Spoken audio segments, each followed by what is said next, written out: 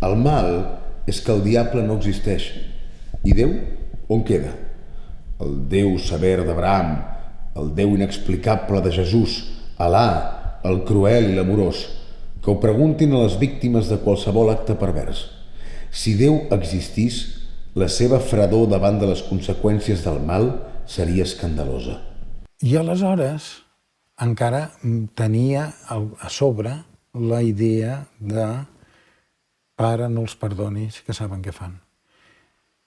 I aleshores ja no em vaig poder enganyar més. Això és una novel·la. Jaume Cabré és una persona que té unes conviccions ètiques i morals tan profundes que fa que la seva obra, suposo que el transforma amb ell, però jo puc dir que a mi m'ha transformat. Jo no seria la que sóc si no hagués llegit Jaume Cabré. Construeix la vida, construeix la biografia, construeix el seu temps, perquè hi ha un eix central que és l'escriptura. O sigui que en aquests moments encara no sabia dir si en Cabré és un músic que escriu o un escriptor que composa. Allò que escriu, a més del contingut, ha de sonar. Perquè llegit en veu alta vegis que cau bé, no? La música ha influït molt en la meva obra literària. Avui, Jordi Savall, amic i col·laborador, va a casa del Jaume a Matadepera per fer una trobada molt especial. El Jaume ha sigut un músic frustrat. Gràcies a això, que és un escriptor fantàstic. Després de les matances de totes les èpoques i de tot arreu, fa tants segles que la crueltat és present que la història de la humanitat seria la història de la impossibilitat de la poesia després de...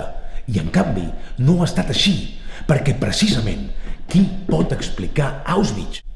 Els que l'han viscut, els que l'han creat, els estudiosos. Sí, tot això constarà i han fet museus per recordar-ho, però faltarà una cosa, la veritat de l'experiència viscuda. Jo estic convençut que si el problema polític d'aquí s'hagués resolt, en Jaume seria Premi Nobel.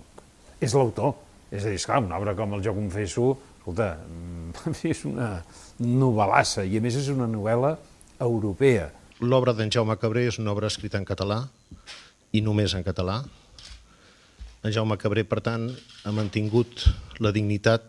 Vull una llengua que no hagi de demanar ni perdó ni permís pel sol fet d'existir.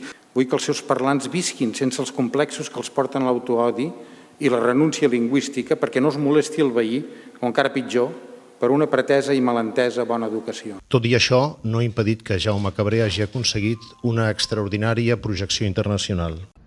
2007 erschien auf Deutsch Die Stimmen des Flusses, ein Roman, der mich nachhaltig beeindruckt hat und der in den folgenden Jahren mehr als 600.000 Käufer in ganz Europa fand. I s'ha passat a la vintena llarga de traduccions de les veus del Pamano i a les més de 30 traduccions de Jo confesso. Fins al punt que en Jaume Cabré venia més exemplars que un Premi Nobel. Perquè Jo confesso, el violí no és un simple objecte, diria, passiu, sinó un dels protagonistes molt importants. Parlant d'això, vam descobrir que el Jaume i jo, els dos toquen violí. Doncs ell diu, podríem tocar una peça junts? I jo, per què no? Així vam tocar una peça molt senzilla, però molt maca. Uah, que el puc agafar? I tant. A veure... Saps de l'any en què està fet? Sí. Aquest és 1796, si no m'equivoco. M'emociona molt, de tenir un historial a les mans i se li nota la cicatriu del pas del temps.